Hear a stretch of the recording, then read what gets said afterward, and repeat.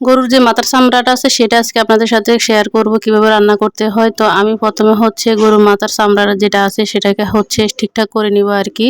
তো সেটা আমি তুলে ধরি নাই, এটা হচ্ছে গরম পানিতে আমি সিদ্ধ করে তারপর হচ্ছে নিছি।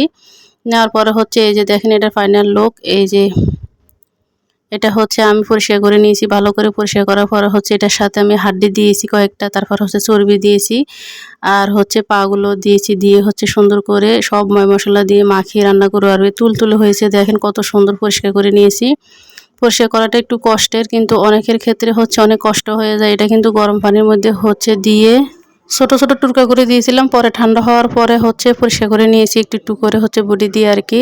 তো আমি এখানে সব মশলা দিয়ে দিলাম, একটু গরম মশলাও দিলাম, তারপরে হচ্ছে দিলাম গোলমরিচের গুঁড়া আর পানি বেশি করে দিয়ে দিব। পানি বেশি করে দিয়ে হচ্ছে চুলায় বসিয়ে দিব।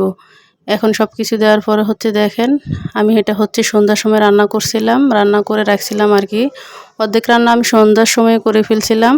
তো এভাবে কিন্তু রান্না করলে এই জিনিসটা খেতে অনেক ভালো লাগে। আর এটার সাথে কিন্তু এক্সট্রা আপনি চামড়াটা দিতে পারবেন না, এক্সট্রা চামড়া দিলে কিন্তু খেতে ভালো লাগবে না, এটা একদম লোট লোট হয়ে যাবে। এটার সাথে আপনার হচ্ছে একটু চর্বি, তারপর একটু মানে হাড্ডি সব কিছু মিলিয়ে কিন্তু রান্না করতে হবে, তাহলে এটা হচ্ছে খেতে ভালো লাগে আর কি।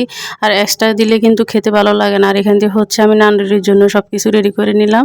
1 ঘন্টা পরে দেখেন কি সুন্দর করে ফুলছে। যাই হোক, তো এখান দিয়ে হচ্ছে আমি রুটিগুলো সুন্দর করে নিব। রুটিটা করতে করতে এখান দিয়ে আবার হচ্ছে চুলার উপরে বসিয়ে দিলাম সকালবেলা। ওটা হচ্ছে আমি রাত্রে করছিলাম, আর এখন সকালবেলা হচ্ছে রুটিগুলো বানিয়ে নিলাম আর কি। আর এই জিনিসগুলো আপনার খেতে হয় আপনার একটু ঝোল ঝোল।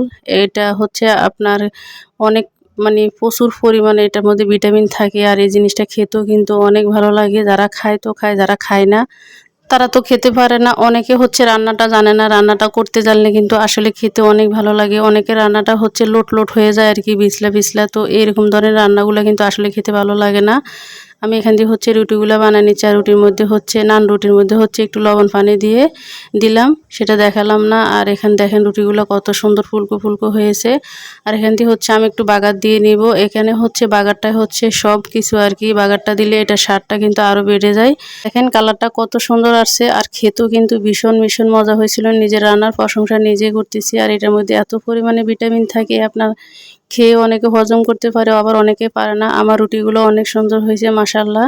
তো সবগুলা রুটি আমি এখানে অনেকগুলো রুটি বানাইছিলাম। আর এটা কিন্তু রুটি দিয়ে খেতে ভালো লাগে। অনেকে হচ্ছে চালের রুটি দিয়ে খায়, অনেকে হচ্ছে আবার আটা রুটি দিয়ে খায়। আমি নান রুটি বানিয়েছিলাম আর কি। তো দেখেন ফাইনাল লুকটা কত সুন্দর আসছে, আর খেতে কিন্তু মাশাআল্লাহ দারুণ হয়েছে। আর যাদের যাদের আমার ভিডিওটা ভালো লাগছে তারা কিন্তু একটু শেয়ার দিয়ে দিবেন, আর হচ্ছে আমার পেজটাকে ফলো দিয়ে পাশে থাকবেন। আসলে এই জিনিসটা যারা রান্না করতে জানে তাদের কাছে কিন্তু খেতে অনেক ভালো লাগে। আর যারা রান্না করতে পারে না আসলে খেতে মজা নাই। এটা রান্নাটা হচ্ছে মূল। আর দেখেন কত মানে সফট হয়েছে, একদম নরম তুলতুলে হয়েছে। এটা হচ্ছে পায়ার মতো আর কি খেতে। এটার সাথে সব কিছু দিয়ে রান্না করতে হয়, না হলে কিন্তু এটা মজা হয় না। আর লাস্টে আমি খেলাম, আমার কাছে আলহামদুলিল্লাহ অনেক ভালো লাগলো। সবাই ভালো থাকবেন। আসসালামু আলাইকুম, আল্লাহ হাফেজ।